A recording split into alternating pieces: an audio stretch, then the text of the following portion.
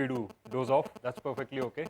But I will try to make it interesting for you. So before I start, just a quick show of hands. How many of you know what salt is? Awesome. Okay, fair amount of people. And how many of you guys know what finite state machines are? That's better. Okay. All right. So today I'm going to be talking about an experiment that we ran at LinkedIn. LinkedIn has one of the biggest deployments of salt in the world anywhere, and till recently and even now it is in a pretty bad state.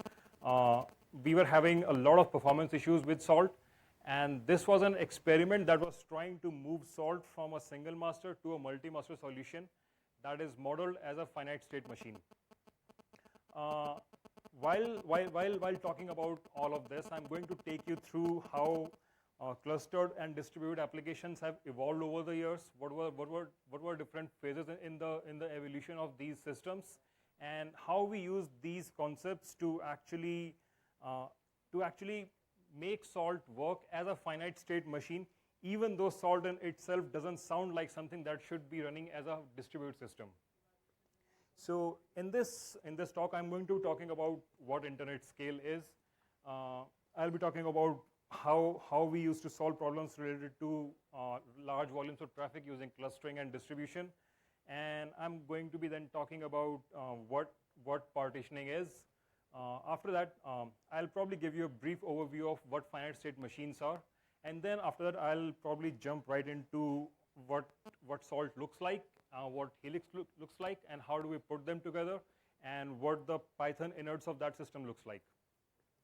So just to start off, if you want to talk about internet scale, this one line should be enough. It's never really a matter of how it's going to break. It's always a question of when it's going to break. So when you work at internet scale, be always sure the thing that you're maintaining is going to break. At LinkedIn, we have nearly, I think the last official number was 70,000 salt minions. So you can imagine what sort of scale we are running salt at. Now, earlier, when we used to talk of large-scale systems or large-scale application, a simplest way of solving your scaling problems was to add a bunch of machines and put them under a single load balancer.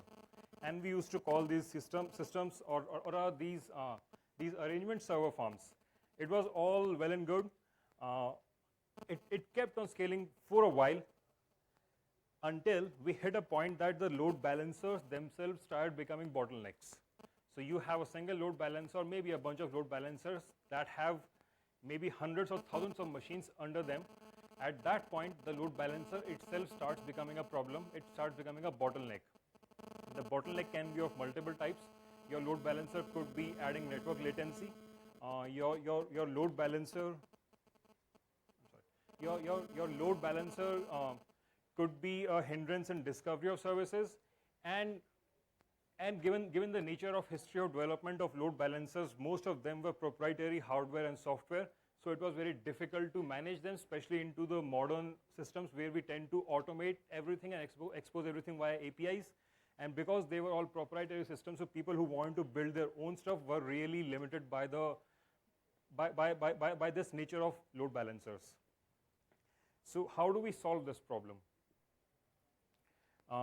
This is the exact scenario we were basically facing with our salt deployment. So we have a single salt master. It has a bunch of salt minions, and how salt works is that every single salt minion connects to its own salt master, and what salt does is you tell the salt master, I want to run this thing on this server. So salt master will go to that minion and tell that minion to run this thing for you. Now salt is very modular. Salt is pretty much pure Python. So you can have salt run literally any Python code on any machine you want. This is the intended state of salt as it was developed originally. Now, as you can tell, our topology has one master and multiple minions, and the remote execution model works on the publishing model. So the idea is that all of these minions are subscribed to a master. So whenever a master broadcasts something, it is picked up by the relevant minion, and that minion goes ahead and executes that. So that is a very, very brief overview of how salt works. Now the problem is, once you start getting to a point where you're talking of tens of thousands of minions with only a single master to manage them, you can probably imagine if all those minions started to connect to a single master, you probably have tens of thousands of TCP connections on a single machine, and then you can imagine the corresponding problems that follow that. TCP overflows, network latencies, network choking itself, and so on. And salt by itself has a way of managing minions, is that every minion authenticates against the master, so that you don't send remote execution stuff to a minion that was never really meant to execute that. It means that all of this happens over secure communication channels, so that adds the overhead of encryption as well, and encryption is computationally very, very expensive. So it doesn't really matter how big a machine you're running, having tens of thousands of minions is going to overwhelm your master, doesn't matter what. So what is the obvious solution? You partition your minions, you have multiple masters, and have a master manage smaller number of minions. It sounds like what you would do with a regular web application that is exposed on internet. Sounds reasonable. So what could be the problem with that? The problem is discovery. Let's say I have a app node, app01. I want to deploy something on that node, app01. I don't really have a deterministic way of finding out which master is connected, or rather, which master that minion is connected to. And if I have very complex deployment and orchestration requirements that I want to deploy something on thousands of nodes, those thousands of nodes could be distributed across potentially 10 or 20 of masters. So you don't really have a deterministic way of finding out a minion to master mapping. It's actually the other way around. So in Salt, minion connects to master. So if you want to execute something on a minion, you have to find its master. Tell that master I want to execute this on this minion. That master will publish that particular job information, and that job information will be picked up by that particular minion. So if you look at this, let's say I want to execute something on this particular minion. So I have to go to this master for that. So real problem is discovery, and the second problem is obviously failures. So if a salt master goes down, a bunch of your minions are suddenly orphaned. So what do you do about that? So Salt in itself has solutions for this. Salt offers native multi-master solutions where you specify a list of masters, and then you try and figure out which particular master that specific minion is connected to. But that is also not as deterministic. So if you have 3 salt masters and they are managing, let's say, 30,000 salt minions, and one of the salt master goes down, you have to be able to reliably tell, both from minion's perspective and your own perspective, that a particular salt master is down right now. And there is no guarantee that the code you have written at the minion end, which determines whether a master is down or not, is going to behave in exactly the same way when you run the code at your own end. Because obviously when you're discovering masters for a minion, you are most likely working across different network segments, and the moment you work across different network segments, across different machines, things tend to behave differently. So what is the solution for this? Finite state machines. Now, if any of you guys have worked on very large scale storage systems, you would have heard about how these storage systems are distributed and then managed using finite state machines. In nutshell, finite state machine is a system that has known states and known transitions in between those states. To give you a very, very common and a very useful example, a typical Unix process is an example of a finite state machine. A Unix process can only be in a fixed number of states, and we already know what are the transitions in between them. So for example, the known states for a Unix process include state like running, waiting, blocked, and so on. And we know beforehand how these states transition between themselves. So the idea is that if you can build a computation engine that can move pieces of your system around to transition your system between these states. You can potentially have a system where even in case of failures, you can have another node take over that job. And a very good side advantage of this is that Helix, or rather this system itself, aids in discovery of your minions as well. I'll talk about that. So this is where Helix comes into picture. Helix was developed at LinkedIn quite some time back, and it was open sourced. Main role of Helix is to aid in clustering and partition. The obvious benefits of clustering and partition are essentially scalability, fault tolerance, load balancing, and so on. Apart from that, Helix works by converting your system into a finite state machine. So let's say you have 3 machines in your cluster, and one of those nodes goes down. So you know exactly what to do for the remaining 2 nodes to take over the load. I actually have a very good example of this after coming up. Next bit of Helix is that it allows you to define replicas. Let's say you have a MySQL storage cluster, and you have some sort of application layer on top of it, which by means of ORM partitions your entire MySQL storage system into application-like clusters. Now, if you know what sharding looks like, you know which particular partition to go to look for a specific piece of data. You basically have some sort of consistent hashing algorithm. You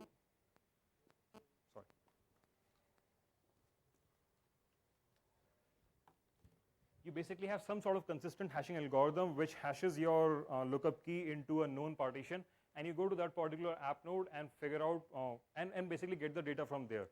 Helix allows you to have replicas as well.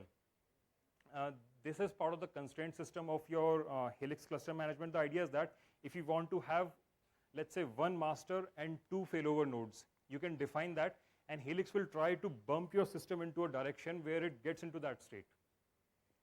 Let me give you an example of this. So I'm not sure if this is very visible. So let's say we start with a system which has 2 nodes to start with, and you are essentially serving these 6 applications. So all of these things like my resource 0, 1, 2, 3, 5 are essentially applications. You have multiple context routes, or maybe you're serving data from your MySQL clusters. So Helix identifies these as resource groups.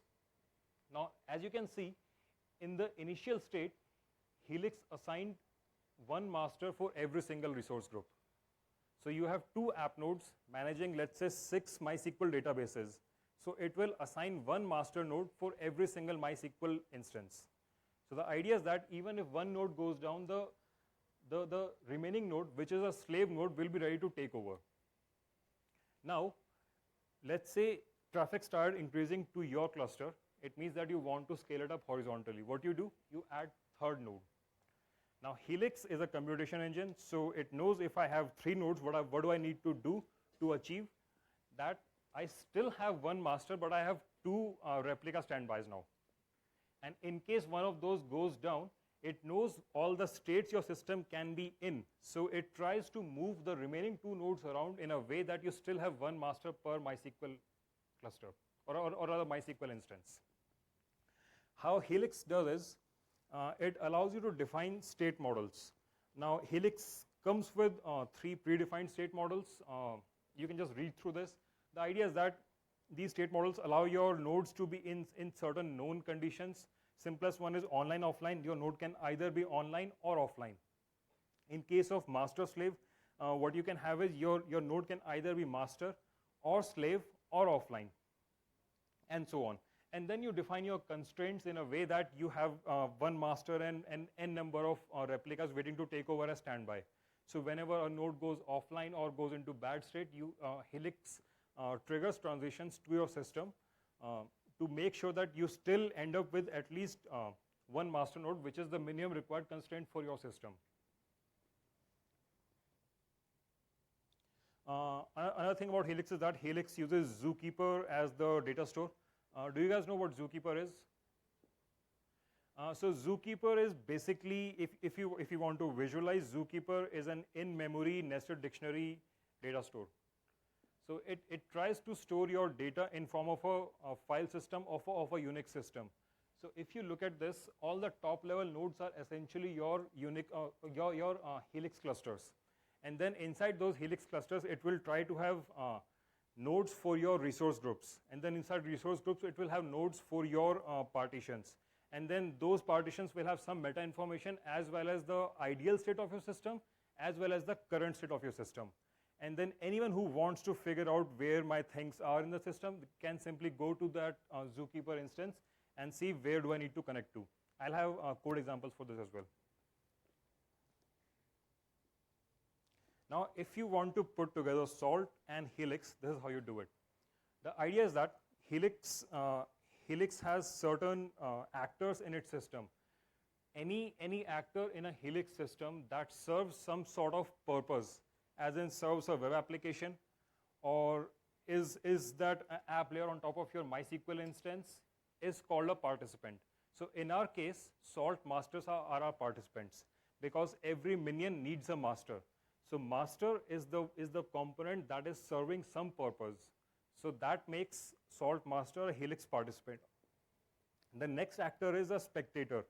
Spectator is the actor in the system that wants to know about the state of system. Now, these can be of two types in our Salt topology. Minion itself is a spectator because it wants to know who is my master. Another kind of spectator could be people like us who want to make calls to Salt master to reach a particular minion. To reach a particular minion, we want to find a master. So this discovery process makes people like us the spectators. The only thing I've missed mentioning here is that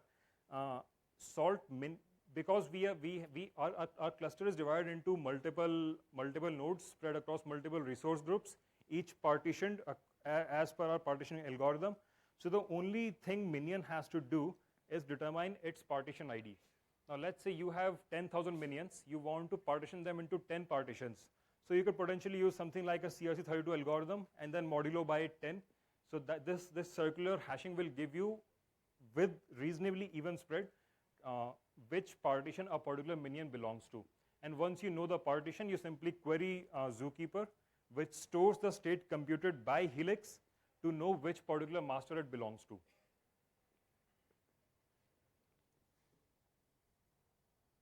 Now let's talk about the life cycle of these components.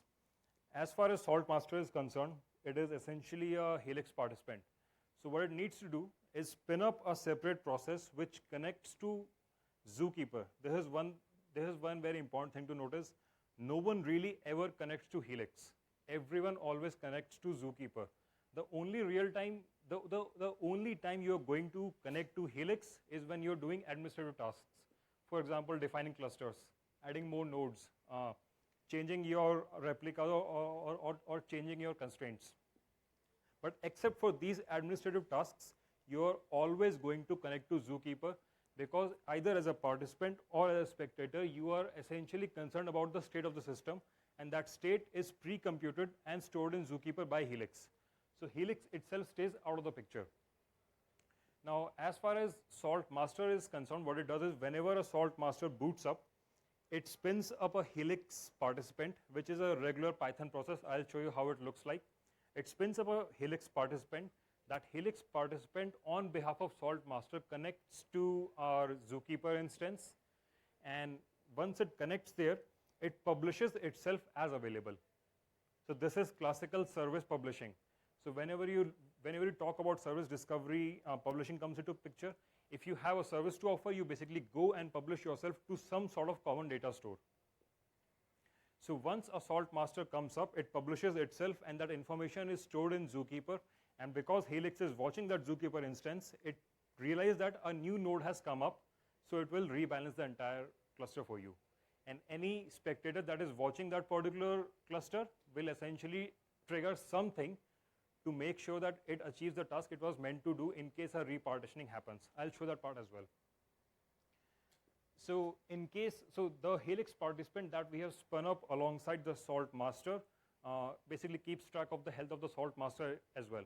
So it means that any other actor in the system doesn't really have to worry about the health of Salt master.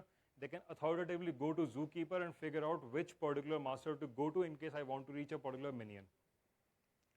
The next bit of this is life cycle of the spectators. Now, as I said, there are two types of spectators. Number one is salt minion, and number two is people like us. So from perspective of a salt minion, all it needs is some sort of configuration key which tells it the host name of the master. So when a salt minion starts up, it spins up a spectator process which computes the partition ID. It goes to Zookeeper, scans that entire tree structure, finds its cluster, finds its partition according to a partition ID, and sees which particular salt master is marked as the master for that particular partition. That's all.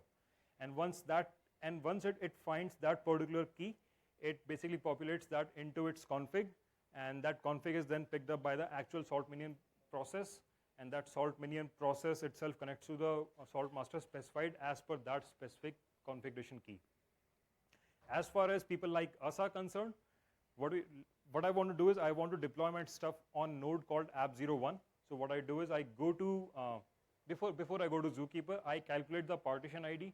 I know what is the algorithm for calculating the partition ID. That part is deterministic. So once you figure out the partition ID, you essentially go to Zookeeper, find the cluster, find the resource group, find the partition, and then you find the salt master for that particular partition.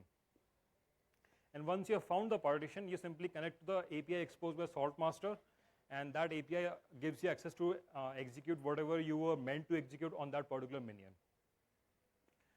One important thing to note in this is that it seems pretty odd that the stateful part of this component is salt minion, and the stateless part of this system is salt master, which is slightly counterintuitive when you talk about distributed systems.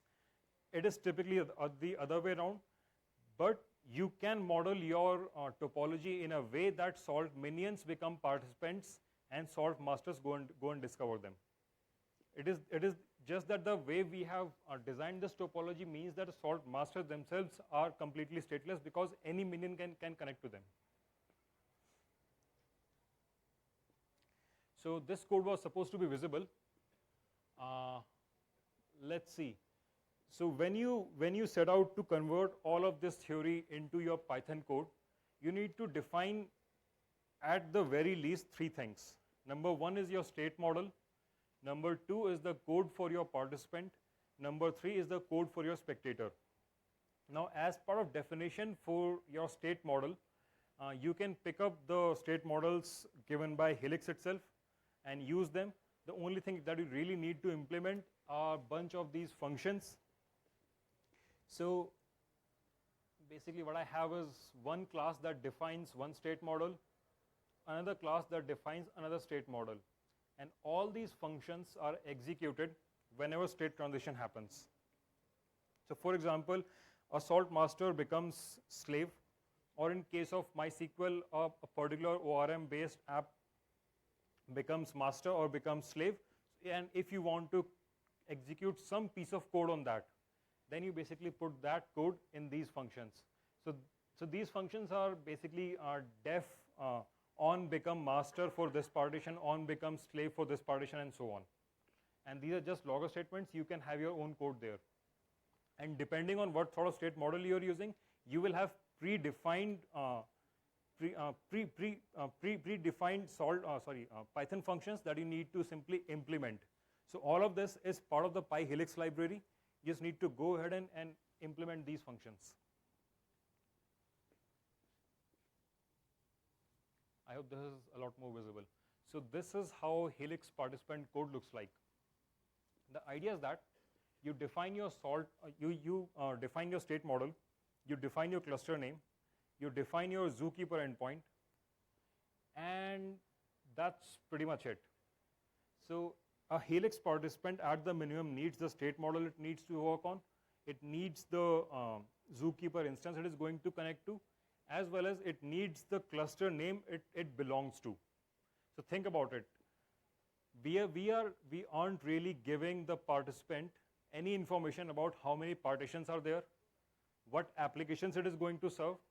All we are doing is telling a particular participant to go join a cluster. So it means that you have achieved horizontal scalability by simply spinning up a helix participant. So as and when you want to horizontally scale your cluster, all you need to do is spin up a helix participant.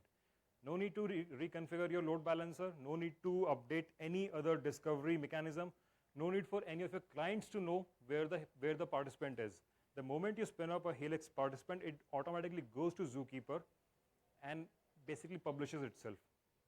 Now what happens here is, this is just your init function.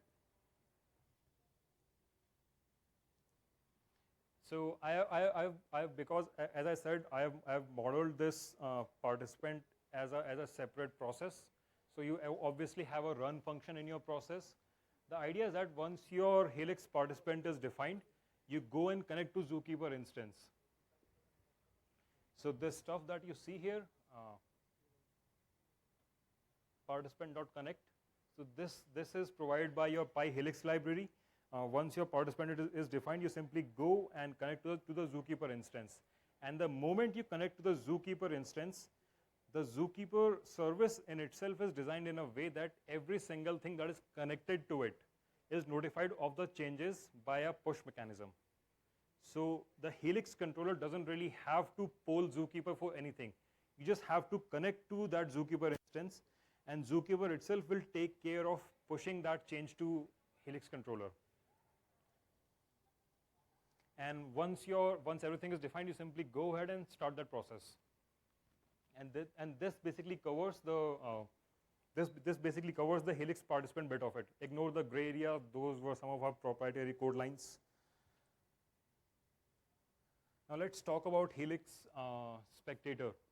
As I said, Helix Spectator is mostly interested in knowing the current state of the system. It doesn't really care how many nodes are there in the system. It doesn't really care who is managing what. All the Spectator cares about is connecting to Zookeeper and figuring out which node to connect to given its partition ID. So what you do is, you tell the Spectator that I belong to this cluster. You tell the Spectator this is your Zookeeper server, and you tell the Spectator you need to find this resource group. And partition ID obviously comes from that algorithm which computes your partition ID. It depends from implementation to implementation. So what a Spectator does is, it creates an instance of Spectator from PyHelix library and simply goes ahead and connects to the Zookeeper instance. And the moment that happens, a Spectator can define which resource group it wants to spectate on. There is a very important distinction. The Spectator is never really going to poll Zookeeper to know the state. As I said, Zookeeper works on a push mechanism. So the moment you start spectating on a particular resource group, that specific Zookeeper node will notify you of the changes in the system. It means that if I want to be notified of a change in my own salt master, let's say a salt master goes down, now a minion needs to instantly find the new salt master. So the moment the salt master goes down, Helix engine will recompute the new state of the system, populate that in Zookeeper, and because all of these guys are listening on Zookeeper, that change will be pushed to the Spectator. And because we already know a partition ID, as you can see here, this basically says partition leader has changed. After this you run a piece of code that you want to run in case reassignment happens. So in our case, what we do is simply update the configuration file of the salt minion and just bounce the salt minion. Now that we know that something has changed in the system, we basically pick out that key that gives us the hosting of the new salt master, and that salt master is written to the salt minion configuration file. And once you restart the salt minion, it simply boots up with the new salt master and connects to that. So if you really think about it, the system is completely self-healing. If I had 10 salt masters, I can keep on reducing the number of salt masters one by one, and based on my state model, Helix itself will take care, or rather Helix itself will ensure that every single minion at least has one master available. And that's how, so a bit of this lies in the trick of defining your constraints well. if you end up with constraints, let's say I want to have one master and 10 slaves, that's probably not a very good idea. It will probably mean too many computations. So you need to experiment around and figure out what is a good state model for you. For starters, you can simply start with online, offline.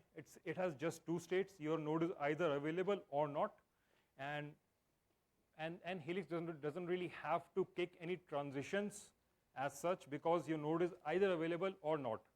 So the moment a node becomes available, it will expand your cluster. The moment a node goes away, it simply shrinks your cluster. And it's not just you, it does sound something like auto scaling. So if you have worked with service publishing and discovery, auto scaling has been there for a long time. It's just that there was a different way of doing it. Now what we are doing is using that exact same idea and using it in salt deployments. Now once you have defined all of this, all you need to do is start your Spectator, and as and when the state of your system changes, the Spectator goes ahead and changes the state of, or rather changes the config of that particular salt minion and simply bounces that, and once the salt minion bounces with the new config, it will connect to the new master. That's pretty much it. I know this was very high level. In case you have any questions on or rather deeper questions on any topic, feel free to ask me. There's your time.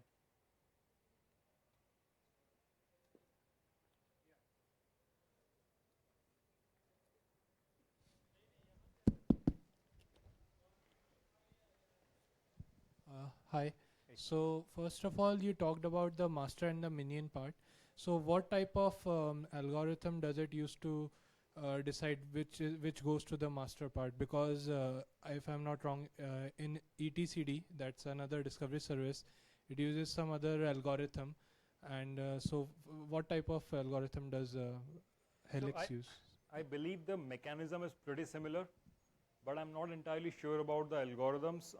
I can point you to the source code. It is github.com/linkedin/helix, and you will find the specific definitions of these state transition algorithms in the code itself. But from what I know, given that this is a finite state machine, it knows of all the transitions and all the states your system can be in. So the moment the state changes, it already know I have to do this to get into an ideal state. So whatever computation happens beforehand.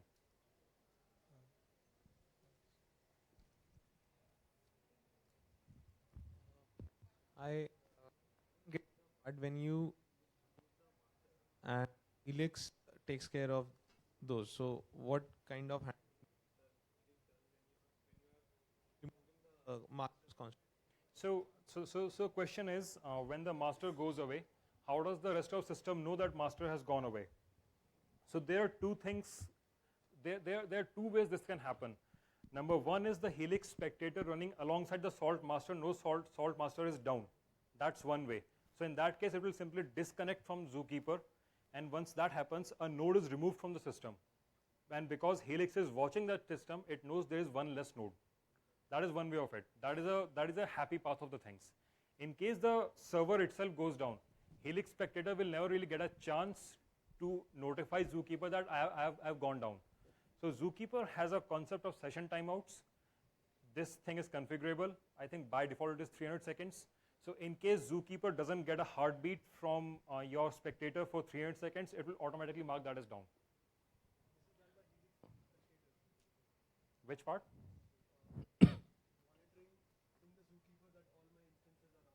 No. So the only role of participant is to publish the service that is being offered by the service running alongside that. So salt master is the participant in this cluster because it is offering something.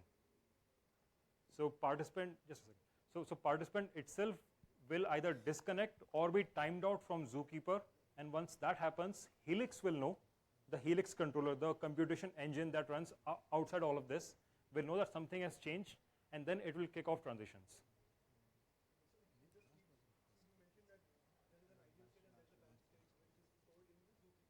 Yep. It looks like a Unix-based file system.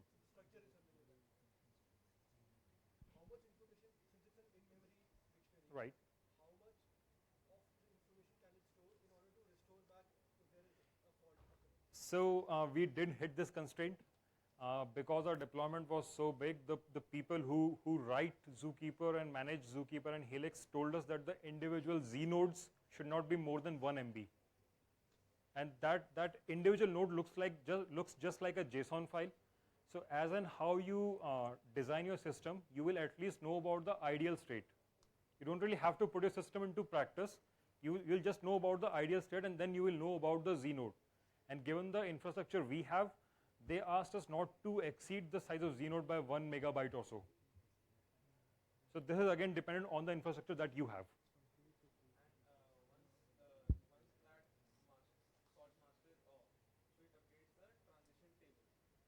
Yeah. And do we also have any alert system plugged in with this Helix if we are left with only one master or like only 2 instances?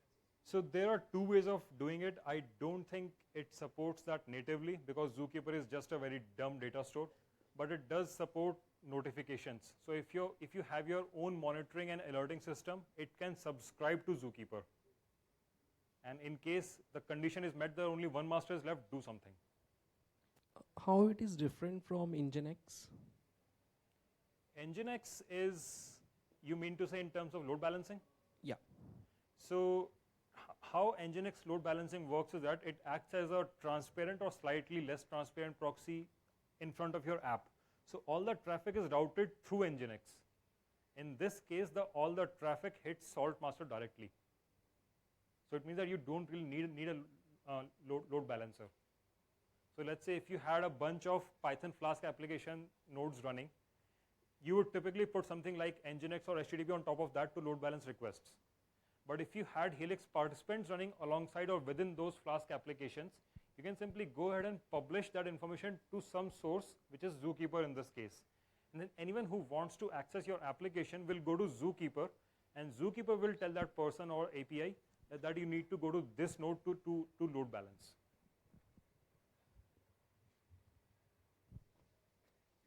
Do you have any architecture diagram which can sort of explain this entire process which you just now mentioned? Or we can access it somewhere which we can go and I wish I had a whiteboard somewhere. That's okay. So let me walk over here. So what it looks like is, this is your Zookeeper instance. That is your Helix instance. And everything else, the spectators, the participants are connected only to Zookeeper. So whenever something goes down, for example, this went down. So state transition is kicked off by Helix, but it becomes visible only through Zookeeper. I can draw this for you after the Q&A session. Any other questions? All right, thank you so much.